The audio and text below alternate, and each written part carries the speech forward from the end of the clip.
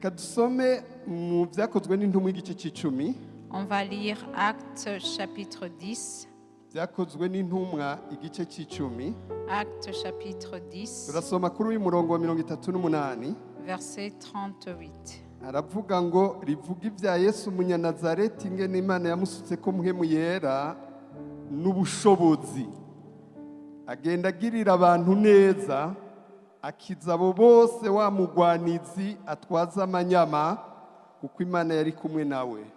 Vous savez comment Dieu a oint du Saint-Esprit et de force Jésus de Nazareth, qui allait de lieu en lieu, faisant du bien et guérissant tous ceux qui étaient sous l'empire du diable, car Dieu était avec lui. Muri iyi minsi itatu Pendant ces 3 jours, tuzovuga cyane ingene Yesu yagenda agirira neza abantu. on va parler comment Jésus allait de lieu en lieu en faisant du bien Kandi agakiza bose, et qu'il guérissait tout ce qui était sur son chemin. abantu bose Tous ceux qui étaient sur son bariko chemin, bagirirwa nabi n'umugwanizi. qui étaient sous l'emprise du diable. Yesu ntiyatoranya, Jésus-Christ n'avait pas de favoris, ariko kandi hariho abantu bose yakiza bariko bagirirwa nabi babimusabye. mais il guérissait tout ce qui s'approchait de lui, qui était sous l'emprise du diable. Icyatumye Yesu aza Ce qui a fait que Jésus puisse venir, mu by'ukuri kwari ukugira ngo abohore ababoshwe, en réalité, c'était pour délivrer les captifs. kwari ukugira ngo asangangure ibikorwa by'umugwanizi. C'était pour détruire les œuvres du diable. Nicyo gituma yaguma ariko aragendagenda. C'est parce qu'il allait de lieu en lieu. Kandi hariho abantu bamenye ko Yesu yaje, Et il y a des gens qui ont connu que Jésus était hariho là n'abamenye icyo gikorwa ko aricyo cyari cyamuzanye. et qui ont connu la mission de Jésus. Hariho abantu rero batari bake, Il y avait beaucoup de personnes, mbere benshi cyane, même plusieurs, ariko bari barushe rwose, et ils étaient très fatigués. bari bagowe, Ils étaient dans l'abattement. nta mukiza bari bafise, Ils n'avaient pas de salut. nta byizigiro bari bafise, Ils n'avaient pas d'espoir. bamerewe nabi cyane, bababaye. Ils étaient tristes. Ils étaient dans un mauvais Nta état. gutabagwa kwari kuri bo. Ils n'avaient pas de délivrance. Ariko Yesu aje, Mais lorsque Jésus est venu, babonye yuko yaciye atangura kugendagenda, on a vu qu'il allait de lieu en lieu.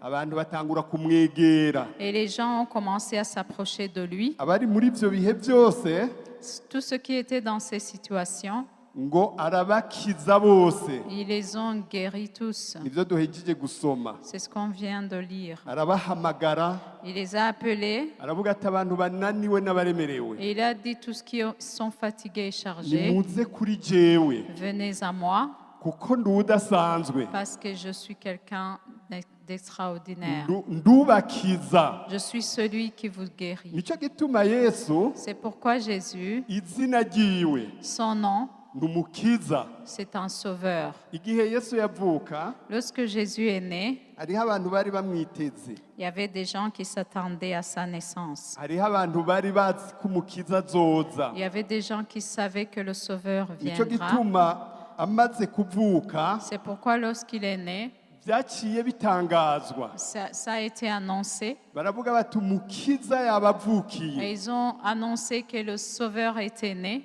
Abari biteze gukira, Ceux qui s'attendaient à être guéris, abari biteze gukizwa, ceux qui s'attendaient à être abari sauvés, biteze kuruhurwa, ceux qui s'attendaient à être délivrés, umukiza yarashitse, le sauveur venait umukiza d'arriver. yarahejeje kuza. Le sauveur venait d'arriver. Atanguye guhagarara imbere y'ishengero, Lorsqu'il a commencé à se tenir devant la atangura foule, kubahamagara, il a commencé à les avuga appeler. ati mwebwe mwese abananiwe Et il a n'abaremerewe. dit, vous tous qui êtes fatigués et chargés, Abaremerewe n'ibyaha, ceux qui sont chargés par leurs abaremerewe péchés, n'indwara, ceux qui sont chargés par leurs abantu maladies, baremerewe n'ikibi cyose kivuye ku ceux qui mugwanizi. sont chargés par tout ce qui vient du diable. Yesu aravugira ijambo, Jésus-Christ leur a dit aravuga cette ati parole. nimuze. Il leur a dit, venez à Nibyo moi. waje, Oui, tu es venu, Yesu ari ngaha arakubona. Et Jésus est ici et il te voit. Yesu ari kumwe nawe. Jésus est avec toi. Niwe yavuganye n'umutima wawe. Celui qui a parlé avec Niwe ton nagushoboje cœur. no kugenda gushikaho uzi uno munsi. Celui qui t'a même permis d'arriver jusqu'ici. Yakurongoreye hano nyene. Il t'a guidé jusqu'ici. Wamwitavye.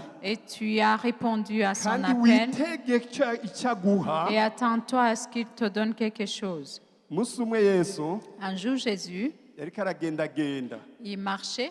Ariko agenda hirya no hino. Il marchait de lieu en lieu. Acahura n'umusamariyakazi. Il a rencontré une femme samaritaine. Atangura kuvugana nawe. Il a commencé à converser avec Kandi elle. yararushe mu buryo Et budasanzwe. cette femme était très fatiguée. Yaragwaye ingwara y'ivyaha. Elle avait une maladie de péché. Yaramerewe nabi. Elle était dans un mauvais Ariko état. Yesu akivugana nawe gusa, Mais lorsque Jésus a commencé à parler avec elle, yumva aracumiswe muri we. elle a senti qu'elle était touchée en elle. Acagenda ariruka mu gisagara. Elle a couru dans la ville. Acatangura kubwira abantu bose babana. Elle a commencé à parler à tous ses voisins. Arababwira ati nimuze muraba umuntu Et elle leur a dit, venez voir azi quelqu'un ibintu vyanje vyose. qui connaît tout ce qui me concerne. Azi ivyanje vyose. Qui connaît tout ce qui me concerne. Abantu bose baca baza bariruka. Et les gens ont couru vers Jésus Kuraba uwo muntu abazi. pour voir cette personne Yesu qui les connaît. arakuzi.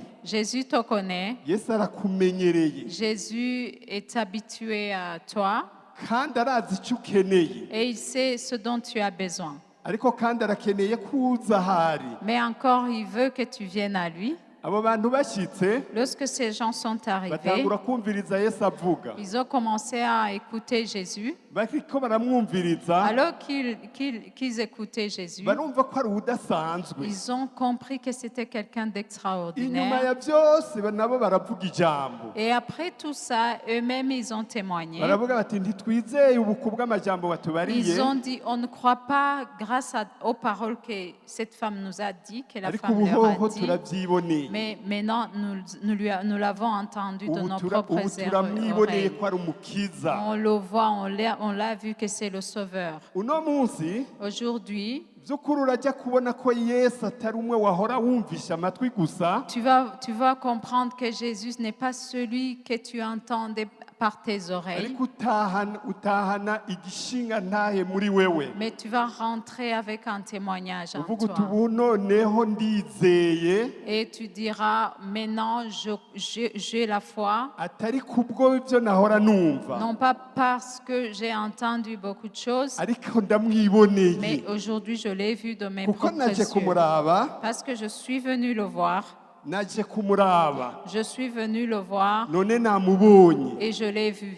Kandi nabonye ko ari umukiza. Et j'ai vu que c'est le Sauveur. Nabyakiriye rwose muri Et jewe. je l'ai reçu en moi. Niwakira Yesu akiza, Si tu reçois Jésus qui guérit, urabona ko by'ukuri ari umukiza nyene wawe. tu verras vraiment, réellement que c'est ton Sauveur.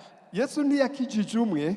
Jésus-Christ n'a pas guéri une Yesu seule ntiyagendeye personne. umwe kandi. Il n'a pas non plus visité une seule Ariko personne. twabonye yuko yagendagenda akiza abantu. Mais il allait de lieu en lieu en guérissant. Agenda agirira neza Il abantu. faisait du bien aux personnes. Dusomye muri Yohani igice cya 5, Si on lit Jean 5, uno munsi imbere niho tujya gufatira umwanya munini. et c'est là où on va nous attarder, Ndashaka dusome amaverisi atari makeyi. on va lire plusieurs versets ici, Kuko Yesu arafite ingene akora ibintu. parce que Jésus a une manière de faire les choses. Reka dufate akanya dusoma mwumvirize. On va lire. Hanyuma y'ibyo haba iminsi mikuru y'abayuda. Ni Yohani 5 uhereye ku murongo wa mbere. Jean 5, verset 1er. Yesu aduga i Yerusalemu. Kandi i Yerusalemu hari y'irembo ry'intama, hari y'ikidengeri mu giheburayo cyitwa Betisida, cyariko amabaraza 5. Muri ayo hari haryamye abantu benshi bagwaye n'impumyi n'abacumbagira n'abanyunyutse. Bari barorereye ko amazi azikuruka, kuko rimwe na rimwe umumarayika yamanuka ajya muri kino kidengeri akakizikururamo amazi, maze uwitangiye gutambukiramwo amazi azikurutse niwe yakira indwara yamufashe iyo ari yo yose. Hariho umuntu yari afise ingwara yaramaranye imyaka 18, Yesu amubonye aryamyeho kandi amenye ko amaze igihe kirekire, aramubaza ati wumva ugomba gukira?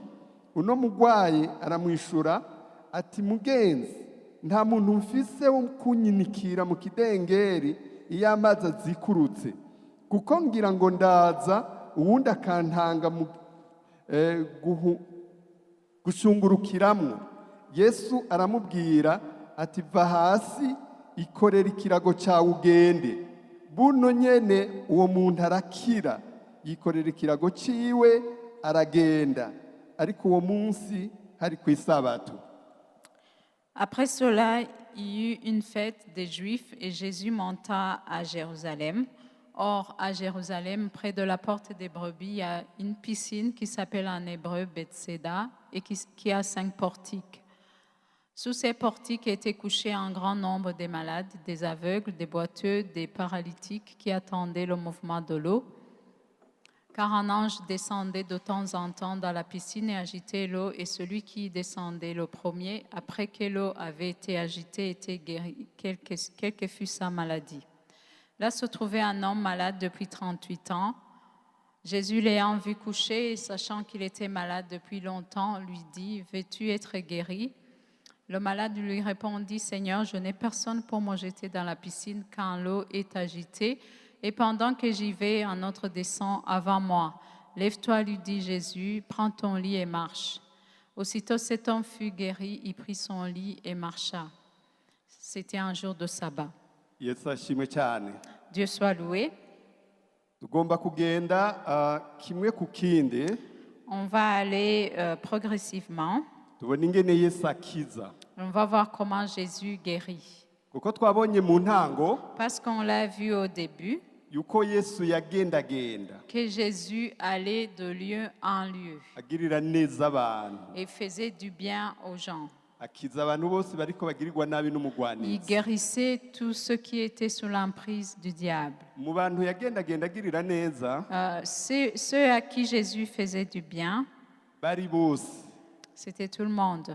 kandi nawe urimwo Et toi aussi, tu es parmi ces gens. mu bagirirwa neza n'Imana. Parmi ces gens auxquels Jésus va faire du bien. Icyo tumutabamo Ce qui pourrait faire que tu ne sois pas parmi ces gens, kimwe nuko wokwibaza ko utari umuntu, la première chose, c'est de penser que tu n'es pas un homme. ariko niba uzi ko uri umuntu, Mais si tu sais que tu es un homme, Yesu icyamuzanye ko ari ukugirira neza abantu. Jésus, ce qu'il a fait qu'il vienne sur terre, c'était faire du bien aux hommes. Icya kabiri cyobuza ko Yesu akugirira neza La deuxième chose qui peut empêcher Jésus de te faire du ni bien, uko utomwemera uko ari ko ari umukiza. c'est de ne pas l'accepter comme un sauveur, Ibyo bintu bibiri birakwiye kugira ngo comme ntugirirwe quelqu'un neza qui nawe. guérit. Ces choses sont suffisantes pour qu'il ne puisse pas te faire du bien. Kandi bimeze uko Yesu nta kundi yogira, Et si c'est comme ça, Jésus ne peut rien faire d'autre. kuko yateguye kugirira neza abo yahamagaye bakamwitaba. Parce qu'il a prévu de faire du bien à tous ceux qu'il a appelés et qui ont répondu à cet Duhejeje appel. gusoma ngo hanyuma y'ibyo Et on a lu après ces jours, ngo haba iminsi mikuru i Yerusalemu. il y eut une fête des Juifs à Jérusalem. Ibyo tubonye C'est hanyuma ce qu'on a. y'ibihe Après cela, après quoi? Yesu yaguma ariko arakora, Jésus travaillait. yahejeje kimwe yakora ikindi, Après une chose, il faisait une autre. ahejeje gukiza aha yakiza n'ahandi. Après avoir guéri ici, il guérissait quelque part ailleurs. Niyagukiza Quand il va te guérir, n'ejo azokiza n'uwundi. et demain il va guérir aussi d'autres personnes. Aha tubonye ngo hanyuma y'ibyo Ici, on a lu après cela. ibihe, Après quoi? turabona ibindi yari yaherutse gukora muri iyo minsi nyene. On a vu ce qu'il a fait d'autre pendant ces jours. Tubona ngo yari amaze iminsi ari i Yudaya, On a vu qu'il avait passé des jours en Judée ariko araza i Galilaya. et il venait vers la Galilée. I Galilaya niho hari hamwe yaheruka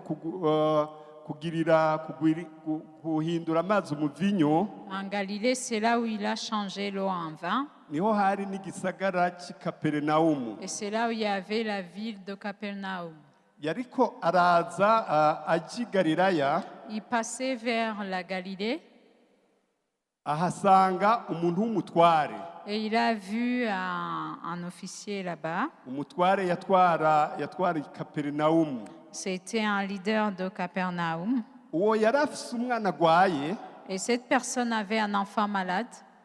akimubona gusa Quand il l'a vu, abona Yesu mukiza, il a vu Jésus qui guérit. acaza akubita ibifukamira imbere yiwe, Et il est venu, il s'est prosterné devant lui. aramutakambira ati mwami Yesu nkiriza umwana agira acikana. Et il a supplié en disant, Seigneur Jésus, guéris mon enfant, il va mourir. Ariko Yesu Mais Jésus, kumubwira uko gusa, en entendant cela, kumubwira yuko umwana agwaye kandi ashobora gupfa, ukamubwira ngo amukize gusa, le fait qu'on lui a dit que l'enfant était malade, qu'il était près de la mort et qu'on lui demandait de le guérir, kuri Yesu ntivyari bikwiye.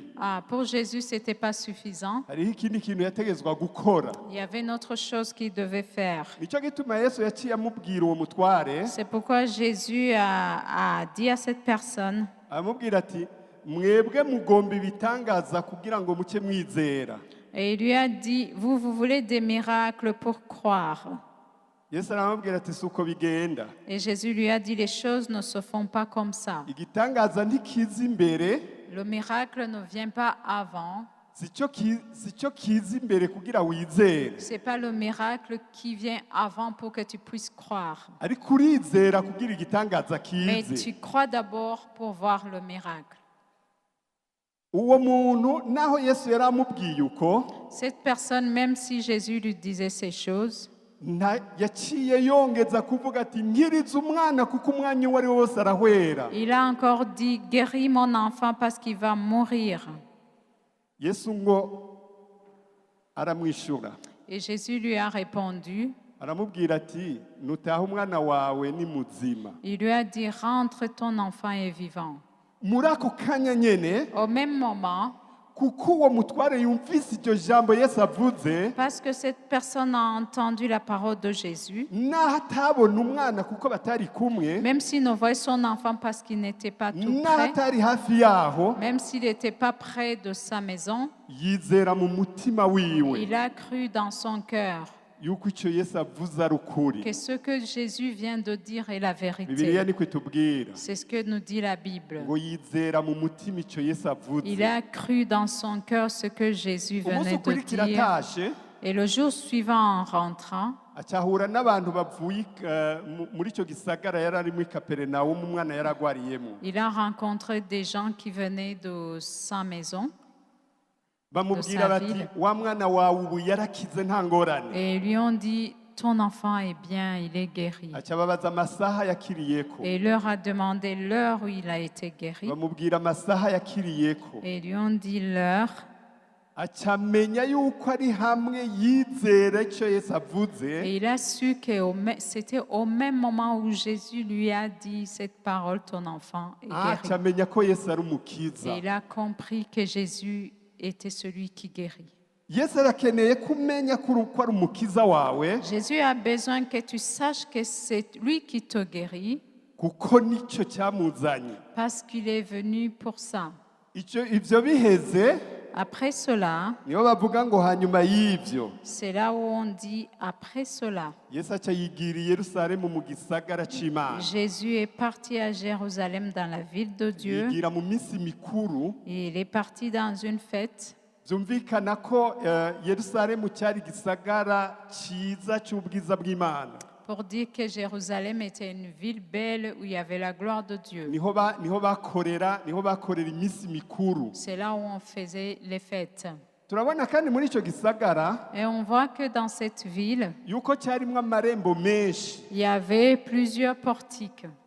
Irembo rero uno munsi tuvugana ko Et la portique qu'on va parler, ryari dont irembo on va parler, ryari irembo ry'intama. c'était une portique des brebis. Aho hantu Là, hari ikidengeri, c'était une porte des brebis. Il y avait une piscine. hari ikidengeri bita Betesida. Il y avait une piscine qu'on appelait Bethesda. Numvise dusomye twasanze yuko betesida On a trouvé que Bethesda gisigura ngo misericorde, signifie imbabazi, imbabazi.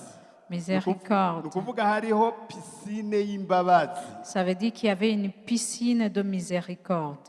mu gisagara cy'iminsi mikuru. Dans la ville où il y avait des fêtes, Yesu umukiza ariko aragendagenda mu minsi Jésus qui mikuru guérit, traversait, allait dans une fête. aca ku muryango hari pisine y'imbabazi. Il a passé à une porte où il y avait une piscine de miséricorde.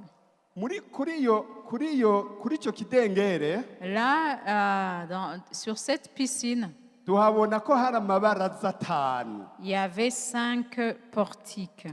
Amabaraza atanu. Il y avait, la Bible parle des portiques, on parle des balsas. Amabaraza atanu. Il y avait 5 balsas. Kandi Bibiliya itubwira Et la Bible nous dit yuko ayo mabaraza atanu que ces 5 balsas, yari yuzuye ko abantu benshi bagwaye. il y avait un grand nombre de malades. Bari benshi. Ils étaient très nombreux.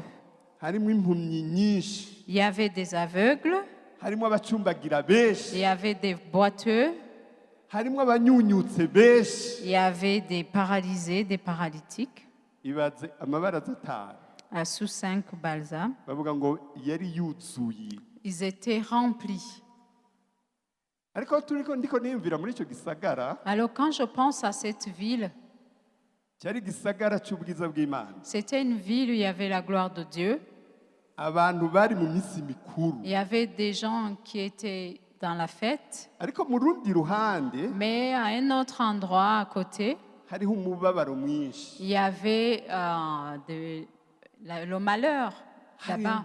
Hari ingwara nyinshi. Il y avait des maladies, Abantu bari barushi. des gens étaient fatigués. Ariko ikiranga Yesu Mais ce qui caractérise Jésus, ni ubukiza buri muri we. c'est cette capacité de guérir, Yugukiza. la capacité à guérir.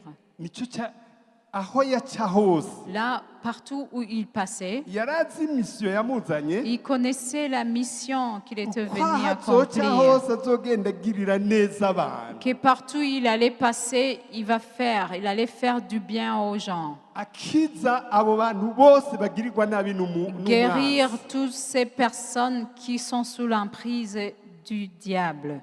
Amaze kwinjira aho hantu, Après, il est entré en cet endroit. Yesu yahashitse, Jésus-Christ est arrivé. abagwayi benshi. Il y a beaucoup de malades.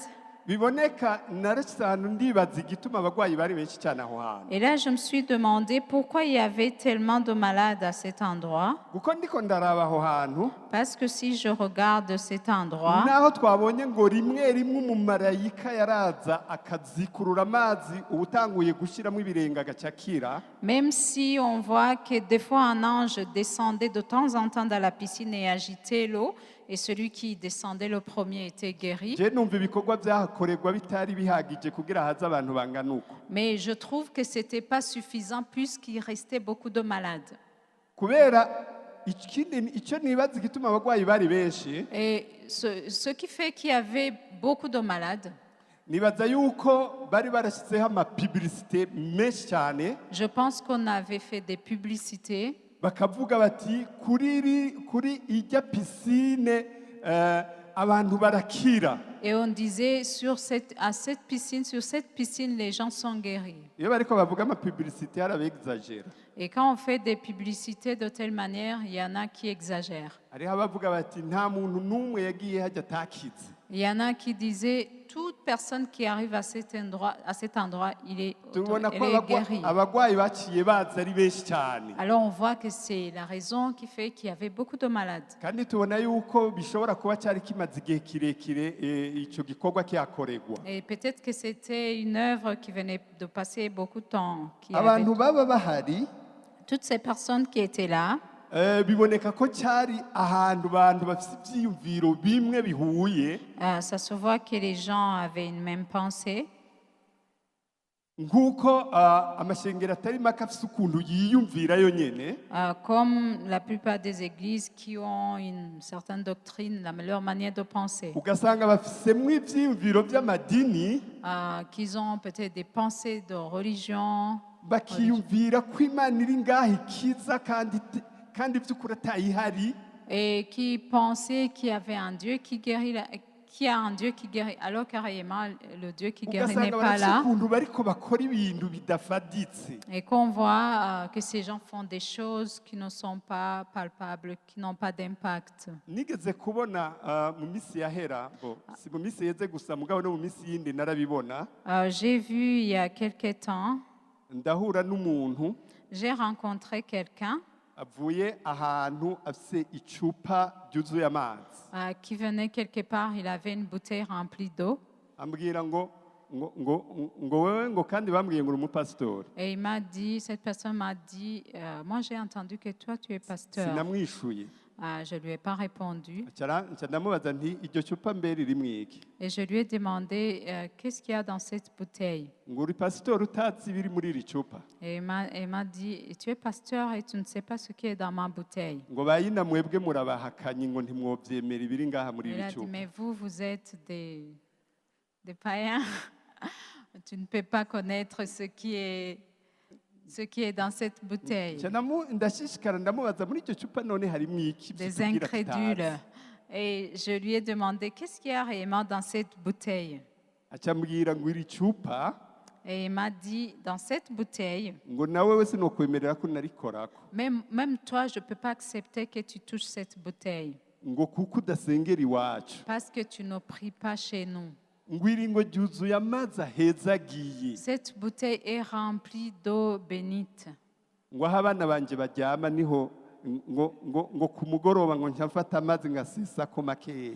Et après, lorsque mes enfants vont au lit, je verse un peu de cette eau sur leur lit. Ngo no mu cyumba turaramwo ngo Même- aha ntegezwa guca ntangura nkamijagira. Et même dans ma chambre à coucher, je dois pulvériser de cette eau Ngo kugira ngo ntiyagire akantu na kamwe kazokacira ahantu. pour qu'il n'y ait rien là qui arrive. Umuntu ariko ariyumvira kuri ayo mazi y'Ibetesida, Alors, si on pense à cette eau de Bethesda, hariho abantu bashobora kuba boba barayavomye bakagenda kuyadandaza, peut-être qu'il y a des gens qui ont puisé de cette eau et qui sont partis abantu vendre. bagahindura ivyiyumviro ukuntu Et les gens ont changé leurs idées comme ça.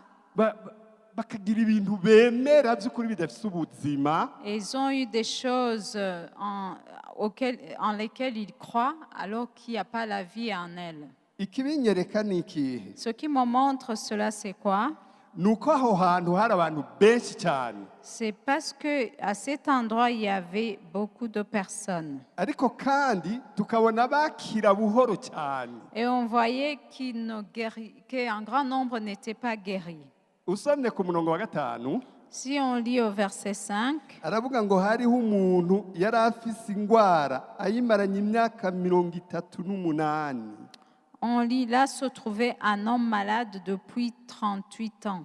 Uwo muntu yari ngaho kuri ico kidengeri. Cet homme était sur cette piscine.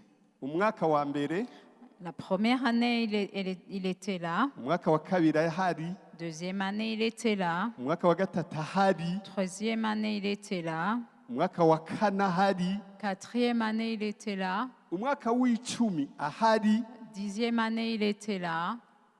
umwaka wa 20 ahari, 20e année, il était là. umwaka wa 30 ahari. 30e année, il était là. Mfasha kwiyumvira, Essayez de réfléchir.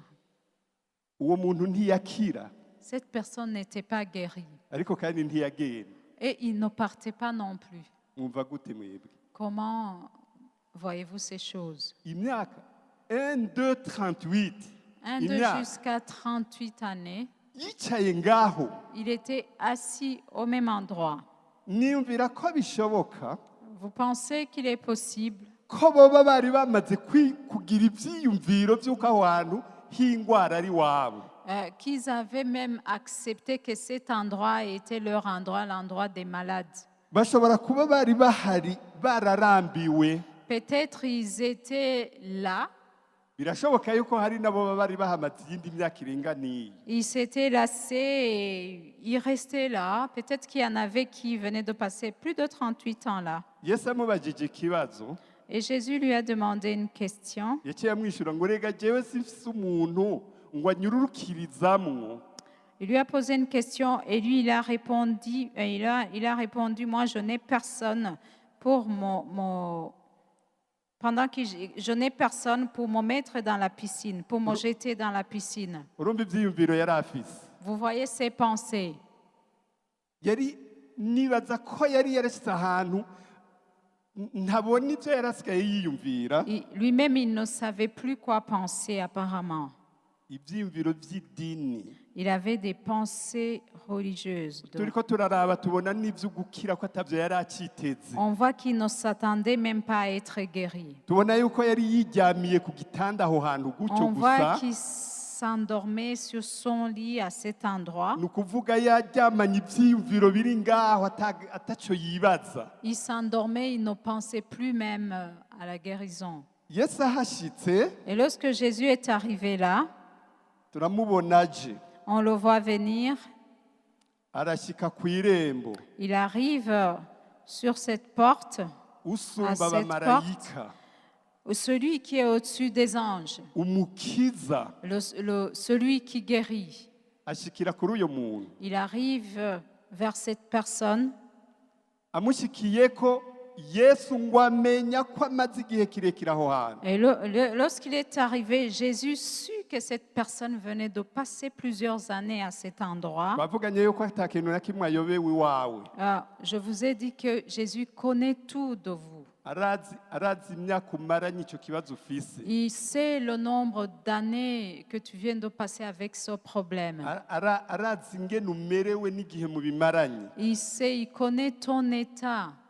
Byose arabizi. Il connaît tout. Nico gituma C'est pourquoi yaciye amusaba ikintu kimwe. il lui a demandé une chose. Aramubaza ati wumva ugomba gukira. Et il lui a dit, veux-tu être guéri? Wumva ugomba gukira. Veux-tu être guéri? Umuntu yibajije kuri ico kibazo yibaza ati none Yesu yabibarije iki?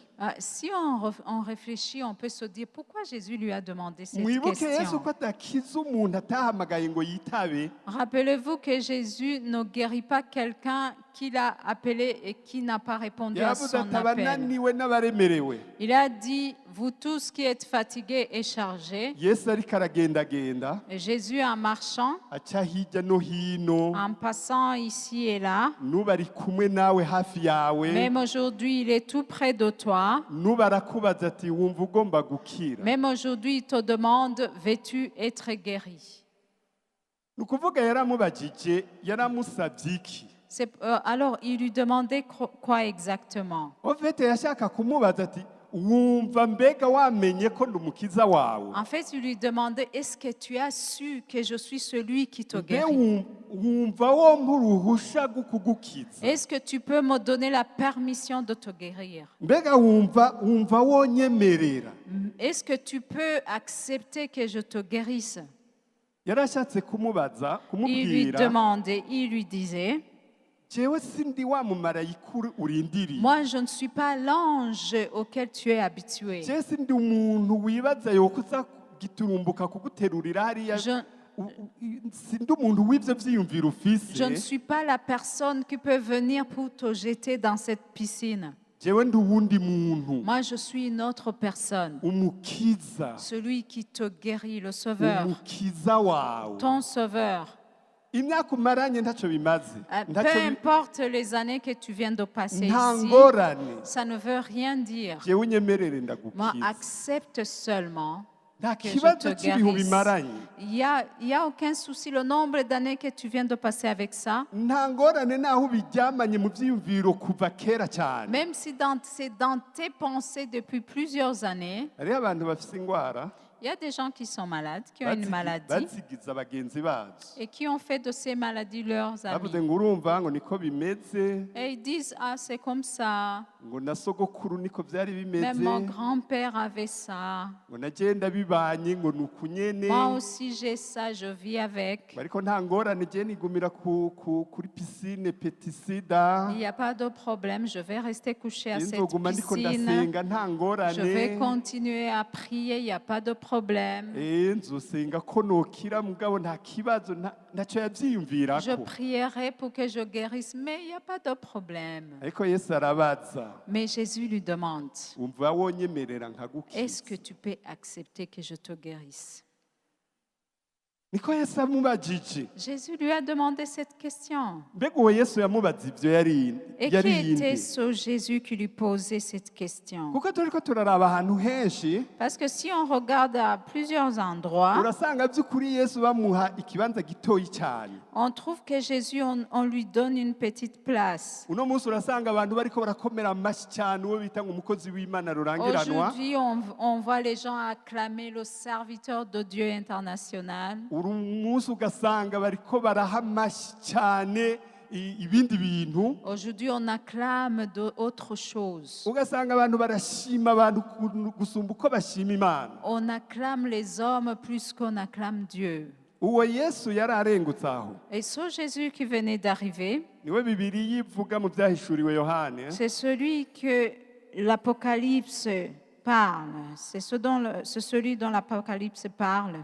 uwo ni Arufa C'est l'alpha niwe Omega et c'est l'oméga. niwe ntango niwe herezo C'est le premier, il est le début, la fin, il est le premier, il est le dernier. ni nyene icubahiro Il est rempli de gloire, il est honoré. niwe yari aserutse Et celui qui venait d'arriver. umunsi niwe aseruka kuri wewe Et celui qui va venir vers toi umunsi niwe aujourd'hui. akugendera C'est celui qui va te visiter uko aujourd'hui. vyoba biri kose Peu importe la situation dans laquelle tu uwo es, niwe aza kuri wewe c'est celui qui va venir jusqu'à toi. dusomye uwo Yesu wari we Si on lit concernant ce Jésus, gasoma mu bifilipi kabiri on peut lire Philippiens 2, abifilipi igice cya kabiri Philippiens chapitre 2. turasoma kuri uyo murongo w'icenda On va lire le verset 9. aravuga ngo nicyo cyatumye Imana imushyira hejuru cyane ikamuha rya zina rirengeye ayandi mazina yose.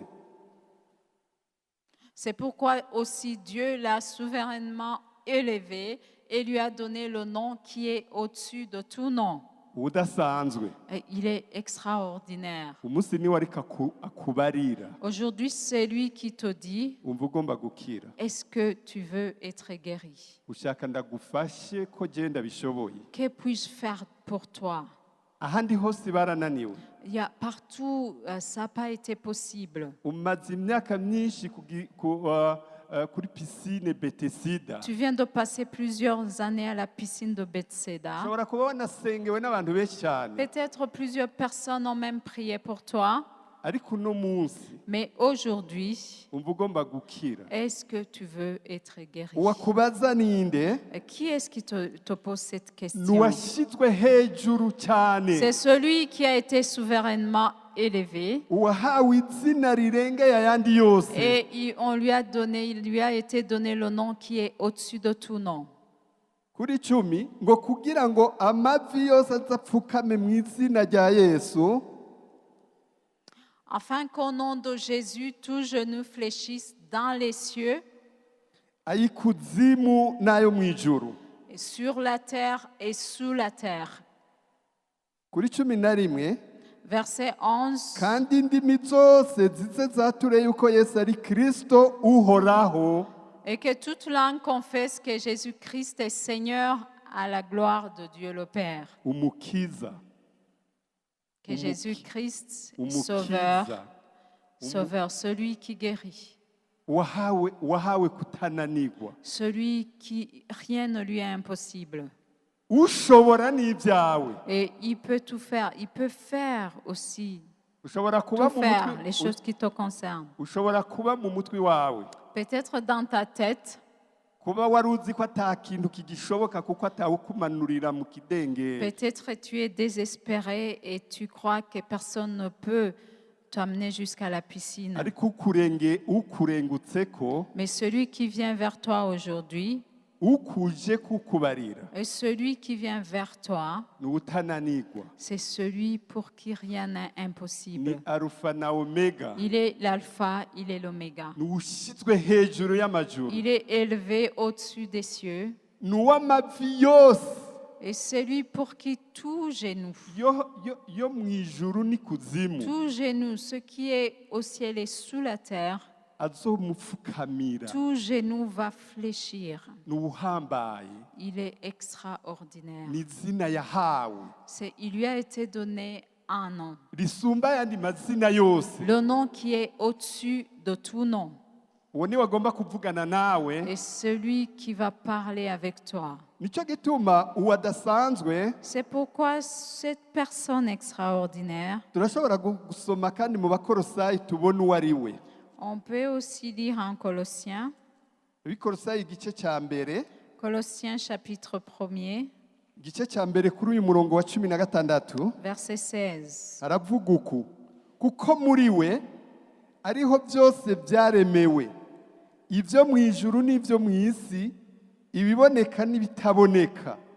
Uri intebe z'icyubahiro, uri ubwami, uri ubukuru, uri ububasha, byose byaremwe nawe, biremegwa kuba ibyiwe.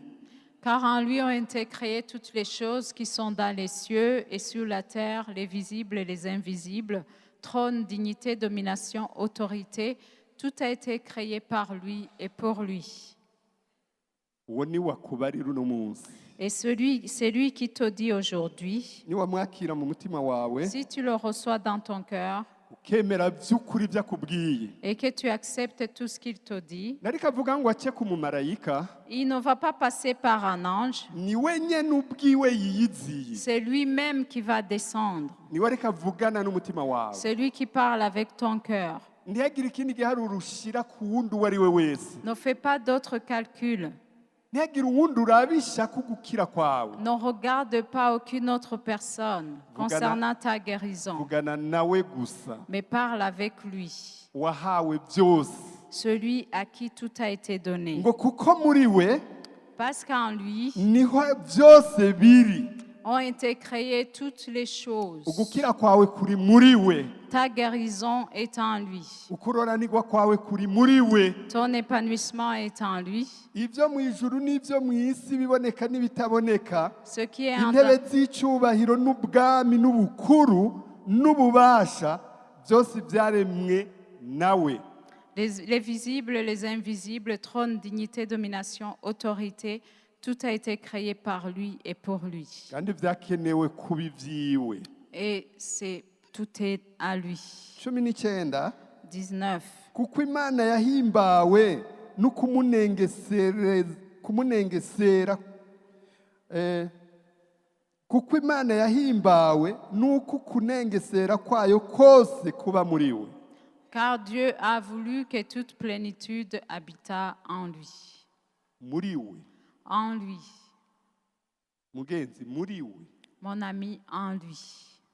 Kuba uri ngaho no munsi ku mugoroba, Si tu es ici ce soir, ukaba wumva uwakubarira, et si tu entends celui qui parle, muri we byose, en lui, tout, byose, tout, naho yoba imyaka 40, 50, apana Même 38 gusa, même si tu venais de passer 40 ans et plus, birashoboka, tout est possible. birakunda. Tout est possible. Muri we birashoboka. En lui, c'est possible. Hariho wibaza ngo jewe ngo maranye ngo sida imyaka 20. Il y en a peut-être qui pensent, il y a quelqu'un Maranye qui passe, diabete imyaka autant. j'ai le sida depuis 20 ans, j'ai la diabète depuis telle Jewe année. mfise ingwara yananiye abantu, J'ai une maladie, personne ne peut la guérir. yananiye abaganga, Tous les docteurs ont échoué. yananiye abantu bose. Toutes les personnes que j'ai essayé d'aller voir ont échoué. turiko tuvuga uwahawe izina risumba ayandi yose. Mais ici, on parle de quelqu'un à qui il a été donné le nom Izina qui risumba est iry'abadogiteri bigeze au-dessus de kumva. tout nom, le nom qui est au-dessus des docteurs, Izina risumba ibindi bintu byose wigeze le gukoresha. nom qui est au-dessus de tout ce que tu peux imaginer. Cyo gituma uno munsi kuri uno mugoroba C'est pourquoi ce soir, akubaza ati naho bimaranye igihe kingana uko il te demande, même si tu viens de passer plusieurs années avec, umva ugomba gukira, est-ce que tu veux être guéri? umva wonyemerera nkagukiza, Est-ce que tu peux accepter que je te guérisse? umva wobikunda. Est-ce que tu peux accepter cela?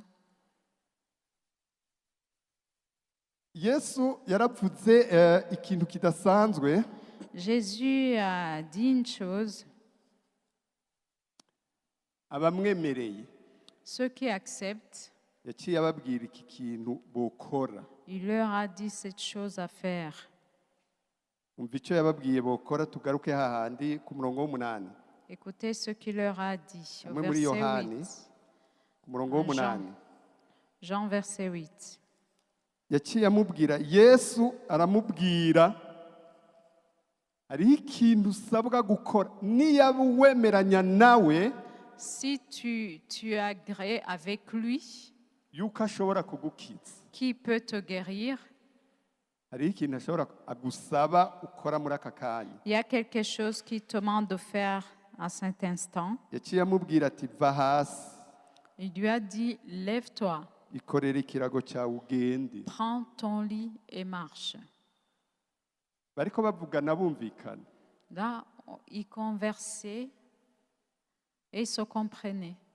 Aramubwira ati, ubu rero Il lui a dit maintenant, ko ugomba ko ndagukiza, puisque tu veux être guéri, ikorere, va hasi, lève-toi, ikorere ikirago cyawe prends ton lit ugende. et marche.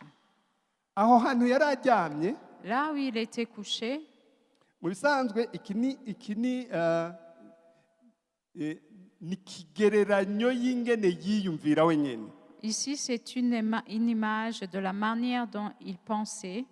Hindura ingene wiyumvira, Change ta façon de penser. hindura ingene wabona ingwara yawe, Change ta façon de voir la maladie. hindura ingene aho hantu wari uryamye have, Change, quitte cet endroit où tu étais couché ubone uwahawe izina risumba ayandi yose, et vois celui à qui il a été donné le nom qui est au-dessus de tout ubone nom. uri hejuru y'ububasha n'ubushobozi n'icyubahiro cyose, Vois celui qui est au-dessus de toute puissance, de toute autorité, ko ashoboye ibyawe, et vois qu'il peut tout faire, qu'il est possible qu'il agisse en ko ta faveur, nta na kimwe kimunanira. parce que rien ne lui est impossible. Ciye amubwira, nta ngorane imyaka wari ubimaranye, Il lui a dit, ça ne fait rien les années que tu viens nta de passer, kibazo imyaka wari ubonye iyo ngwara yawe, ça ne fait rien le temps que tu viens de passer avec cette maladie. wumva ugomba gukira, Est-ce que tu veux être guéri? va hasi, Lève-toi, va muri ibyo byiyumviro byawe, lève, quitte tes pensées utumbera ahondi, et focalise-toi sur moi, kuko Yesu agomba kukugirira neza. parce que Jésus veut te faire du bien. Uno munsi Aujourd'hui, agomba kukugirira neza, il veut te faire du bien. yarabiteguye kukugirira Il a neza, préparé de te faire du bien. kandi ntuzoba ubaye uwa mbere agiriwe neza Et nawe, tu ne seras pas le premier à qui il fait du bien, ntuzoba ubaye n'uwa nyuma. ni le dernier non plus. Yesu yamakorera neza abantu, Jésus fait du bien aux personnes. Yesu yamagirira neza abantu. Jésus fait toujours du bien. Nicyo gituma uhereye uno munsi C'est pourquoi dès aujourd'hui, uyu muntu turabona ingene yaciye akora, on voit cette personne comment il a agi. ngo buno nyene uwo muntu arakira, yikorera ikirago ciwe aragenda. Il est écrit, aussitôt cet homme fut guéri, il prit son lit et marcha. Niyaba wizeye mu mutima wawe Si tu crois dans ton cœur ko Yesu yashyizwe hejuru n'Imana, que Jésus-Christ a été élevé par Dieu, yahawe ko byose binengesera muri we que toute la plénitude habite en lui.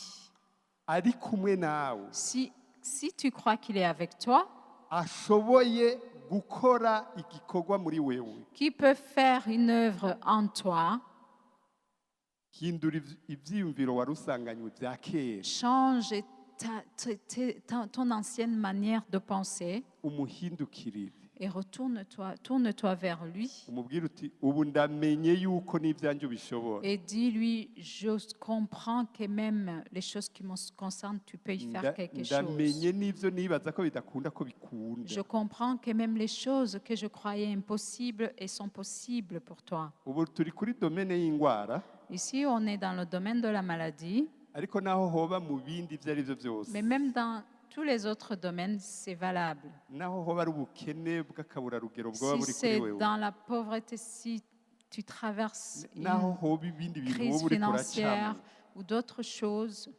yesu uko yari ari ejo none munsi n'itwari Jésus-Christ, tel il était hier, il est le même aujourd'hui, hier. yesu et ni comme umukiza toujours. Il est le sauveur, il guérit. muri iki gikorwa turiko turakora Dans cette œuvre que nous faisons, cy'iyi minsi itatu pendant ces 3 jours, zokwama kigabuyemwo ibice bibiri il y aura 2 parties. hazoba ko haba ijambo ry'imana Il y aura la parole de Dieu, ariko kandi hazokwama hakwirikirwa ko habaho n'ikindi gice cy'umuntu ashinga intaye ibikorwa yesu yakoze il y aura une autre partie de témoignage. hariho abantu bibaza bati ibyo byanditswe muri bibiliya byamye bivugwa kuva kera Il y en a qui pensent que ce qui est écrit dans la Bible, ça a toujours été dit comme ça. naho nari ngwaye nagumye ngwaye kandi byanditswe biriho Même si j'étais malade, je suis restée avec ma maladie alors que je lisais les Écritures. ariko uno munsi Mais aujourd'hui, turashaka muri iyi minsi itatu tuzojya turakwereka ko abumvise icyo yesu avuga on va vous montrer pendant ces 3 jours que ceux qui ont entendu les paroles de Jésus bakizera mu mitima yabo et qui ont cru dans leur cœur, barakira agakiza yavuze ils reçoivent le salut.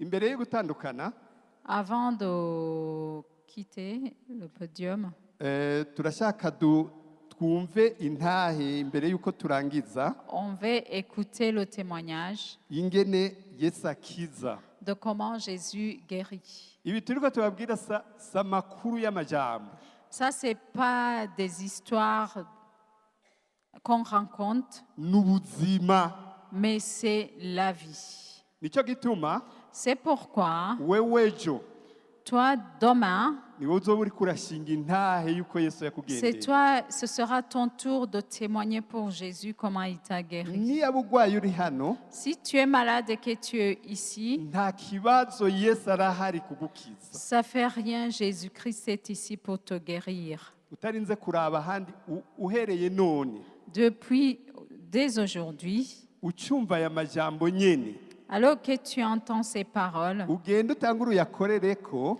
va et commence à agir sur ces paroles. ata n'uwundi muntu n'umwe muvuganye atabarinze kuza ngo babanze kugusengera no kugira ibindi n'ibindi Sans n'ibindi consulter qui que ce soit, sans chercher des personnes pour qu'elles viennent prier pour toi. ubushobozi bw'imana buriko buratangura kugukiza La puissance de Dieu a déjà commencé à agir niho pour te utazoshinga intahe guérir. y'umuntu hariya ngo niwe yagukijije C'est comme ça que tu ne pourras pas témoigner en disant c'est quelqu'un qui m'a guéri, ariko yesu ubwiwe mais Jésus lui-même, umwe duhejeje kubona yahabwa izina risumba ayandi celui qu'on yose vient de voir, à qui il a été donné le nom qui est niwe au-dessus ariko de tout akorana nom. nawe C'est lui qui agit avec toi et en reka toi. duhe kaze zaburo On va donner l'opportunité à Zabran. adushingira intahe y'ingene yesu akiza Il va témoigner comment Jésus guérit.